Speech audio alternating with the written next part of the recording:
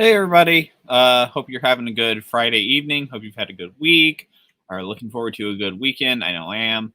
Uh, Welcome. Thank you everybody for tuning in to this digital campus broadcast. I just wanted to come on and share a little bit of something I've been thinking of. I read a book recently. I've been doing a lot of reading. It's been nice. Anyway, enough about that. I read a book recently called What Happened to You? And long story short, it's a kind of look into the neurology slash sociology slash basically the way the humans live and the way that what happens to us affects the way that we act, the way that we think, the way that our body naturally responds, not naturally responds in the sense of like you pop out of the womb and immediately you're acting this way, but things that happen to you and through the body's, processing of those things, um, you do stuff kind of involuntarily, kind of like PTSD, response stuff like that. But anyway, in the midst of that book, there was a mention of a story that this I don't know exactly what he is, neurologist, psychiatrist kind of guy. And he was in an airport once and he was waiting for a flight and the flight got delayed.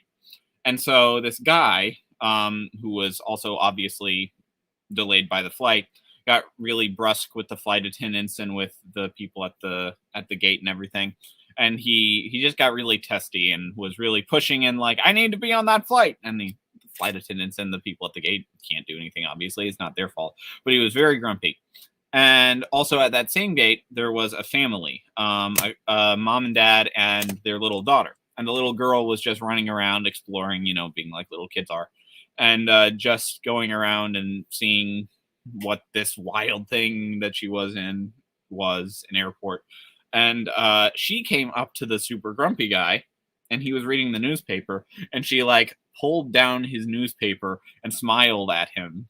And the doctor recounts that while he was watching this incident go down, he thought that the girl was going to get yelled at or something. And the guy just kind of like grumpily pulled back up the newspaper. And the little girl pulled it down again, smiling. And the doctor thought that she was really in for it then. But she just kept smiling, just kept being a sweet little kid. And this grumpy guy suddenly lightened up a little. He started smiling, and then he even started playing with the girl actively around in the airport, even going so far as to like give her a piggyback ride and so that sort of thing. But so based off of that, I have a couple Bible verses here. And the first one is from Proverbs 21, and it says, "A person may think their own ways are right, but the Lord weighs the heart." And kind of um, kind of a different kind of flip on things. You may think that somebody else's ways are wrong, but the Lord weighs the heart. He knows what's going on. He knows, exactly what's going on. Maybe the person has just experienced something really traumatic, whether that be like shocking, like in the sense of post-traumatic stress disorder, or maybe it's something traumatic as far as like it's really affected them, like they've lost a family member or they've just received some really bad news or something like that. So you don't know what's going on in their life, and we I know I myself have trouble with this, like on the highway all the time. I go fast for a number of reasons. Maybe I'm late somewhere, or I just and not focusing as much or something. I don't know. But like I'm very quick to judge people on the highway. But then when I do it and people honk at me, I'm like, calm down, dude. I'm just driving, that sort of thing.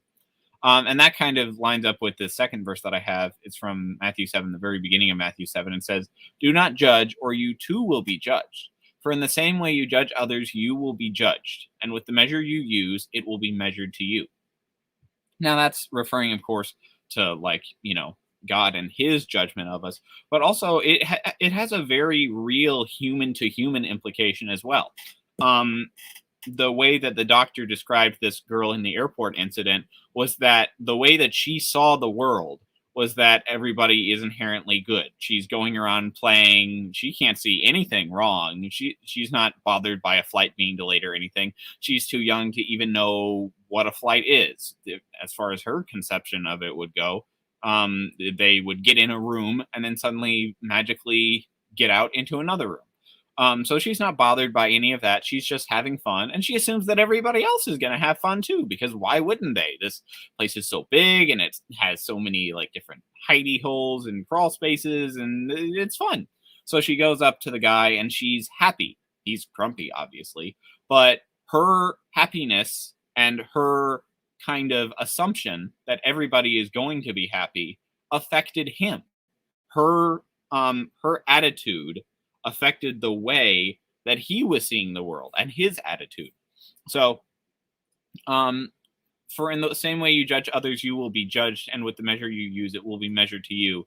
It has implications, obviously, in the eternal and in our relationship with God, but it also has a much more visible principle here on earth. With what measure you dole out to others, it will be given back to you. If you're easy on somebody, if you're quick to forgive rather than to hold a grudge, then people, obviously not everybody is going to mirror that. Not everybody is going to be nice about it. Some people will take advantage of it. But generally, if you're going to decide to follow the instructions that you have, which are to be quick to forgive, be quick to let stuff go, be easy on people, be kind, be loving, people are going to start to notice that, and people are going to appreciate that leeway that you give them, and they're probably going to give you that same leeway, because when you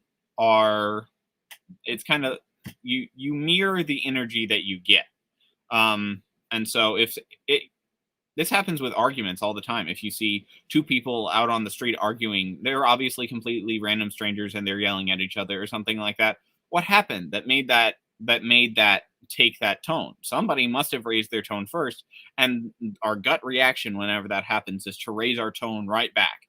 But then also I've seen instances where in an argument, like in my family or whatever, when one party starts to kind of like lower the temperature and try to be more calm or more measured about it, I know that people in discussion with me, if I'm being a little bit, testy or over the edge or whatever, if somebody starts speaking to me in calmer, more measured tones and that sort of thing, I will mirror that energy, and I'll try and, pull myself down a couple notches.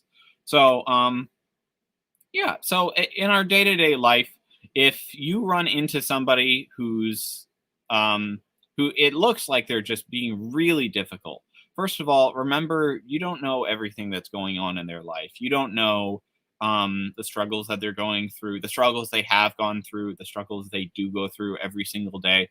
So give them some mercy, give them some leeway, so that they have permission to have troubles and be upset by them. So don't give them too hard a time over that. And try to encourage people to be more calm, more measured, more forgiving by your own example and by your own witness and your own attitude and your own actions. So I hope, again, that everybody has a good Friday night. Thanks for tuning in and listening to me ramble for a little bit. And God bless. I hope to see you Sunday. If you don't know, we are in Newark, Delaware. We have services every Sunday at our address at noon. You can find all of the information at either newarkupc.info, or you can go to our Facebook page, and we have a bunch of that stuff there. So again, thank you for tuning in, and I hope you have a good night. God bless.